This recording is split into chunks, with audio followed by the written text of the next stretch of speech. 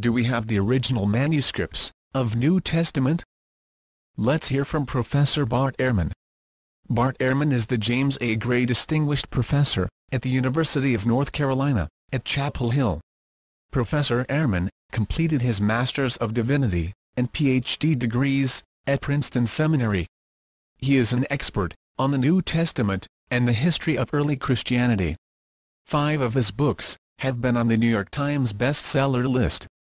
His books have been translated into 27 languages. The problem is not the number of manuscripts or the fact that we have more than for any other author of antiquity. The problem is the ages of these manuscripts. How many manuscripts of the New Testament do we have from the first Christian century? None.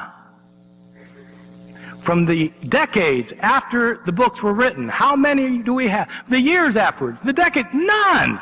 0. How many do we have from the early 2nd century? Say, manuscripts that clearly date up to around the year 150. We have 1 scrap. This is it. This may look big because it's a big screen. This is the actual size. It's the size of a credit card. It's written on both front and back. It's from John chapter 18. It has several verses on it. You can see this little scrap has parts of 7 lines on it. It's a very important manuscript because it's the earliest one we have. It's the early 2nd century, and it is the only manuscript we have from the early 2nd century. That's it.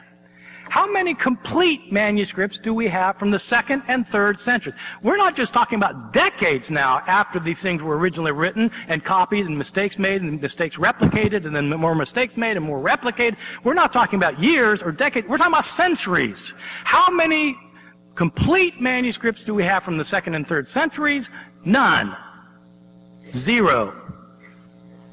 Well, if we have 5,500 manuscripts, where are they from? When are they from? Well, 94% of our surviving manuscripts come from the 9th century and later. 94% come from the 9th century, which is great if you want to know what the Bible looked like when Christians were reading it in the year 890. But if you want to know how they were reading it in the year 70, you've got a problem, because you don't have manuscripts from that period.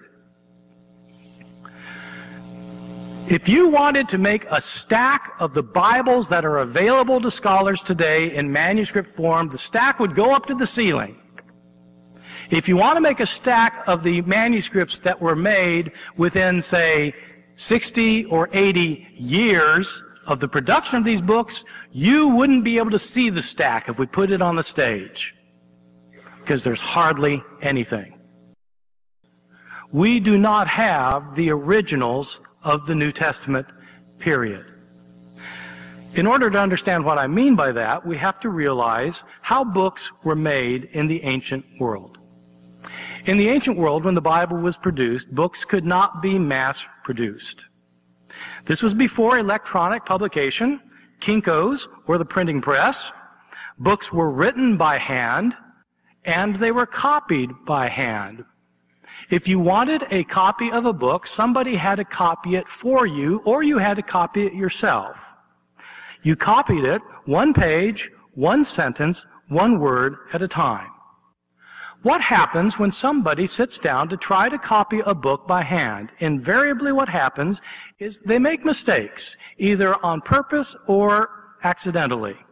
Scribes who copied texts in the ancient world changed their texts. Let me explain how it worked by giving an example from the New Testament, the Gospel of Mark. We're not sure who Mark was, when he lived, where he lived. Whoever he was, he wrote a gospel. If anybody wanted a copy of this Gospel of Mark, they had to make a copy by hand, and so they did so. But invariably, they made a mistake or 2 or 3 or 20. When someone came along who wanted a copy of that copy, they copied the copy and they replicated the mistakes that the first copyist made. And they made their own mistakes. And then when a third person came along to copy the copy of the copy, they replicated the mistakes of both of their predecessors and made mistakes of their own. And it went on like this week after week, month after month, year after year, decade after decade, century after century. The only time mistakes got corrected in the process was when somebody was copying something and realized that there was a mistake and thought that his predecessor had made a mistake and so tried to correct the mistake. The problem is there's no telling whether a person who corrected the mistake corrected it correctly. It's possible that he corrected the mistake incorrectly, in which case you have three forms of the text: the original text, the text that was changed, and the incorrect correction of the change. Things like that go on for a very long time. We don't have the original copy that Mark made. We don't have the first copy. We don't have copies of the copy.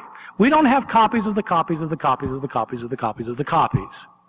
The earliest copy that we have of Mark dates from around the year 200, probably about 130 years after the original. That's the first copy that we have, 130 years after the original.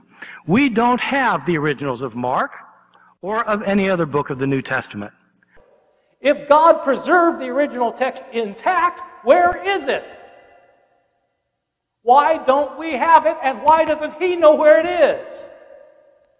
I don't know the answer to that. If the question means, are the original New Testament documents lost, then yes, of course they are. Only quacks and charlatans, people who got their diplomas from a Cracker Jack box, would argue otherwise. Even the Christian apologists are admitting that they don't have the original manuscript of New Testament. Were the original Bible books preserved by reciting in prayers 5 times every day, openly in populace? No. Is it possible that the original Bible books were preserved by memorization from generations to generations? No. Were the original Bible books written down and preserved by well-recognized eyewitnesses? No. Conclusion. Original manuscripts of New Testament are totally lost. The earliest complete New Testament manuscripts are from 9th century, meaning about 1,000 years after Jesus, which also have many contradictory versions. A question for every Christian who are honest, knowledgeable, and not close-minded or obstinate. Is New Testament trustworthy? An honest person will never respond to this question yes. The honest answer to this question is no.